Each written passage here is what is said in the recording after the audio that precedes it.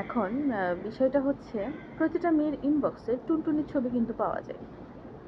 এটা কেউ স্বীকার করুক আর না করুক, কোনো না কোনো চুতিয়া কিন্তু এই টুনটুনির ছবি পাঠাই রাখছে বা পাঠায়। আমি বলবো আমার ইনবক্স খুললে অনেক পাওয়া যাবে। এখন আমার কথা হচ্ছে, যারা এই ছবিগুলো পাঠায় ওদেরকে চিন্তা ভাবনা, যে ওর 2 ইঞ্চি দেখে আমি পইটা যাব, বা 8-10টা মেয়েকে যে পাঠাইছে তারা পটে যাবে আর কি বলবে, yes baby I want this, হ্যাঁ বলবে? নো ব্রো, বলবে না।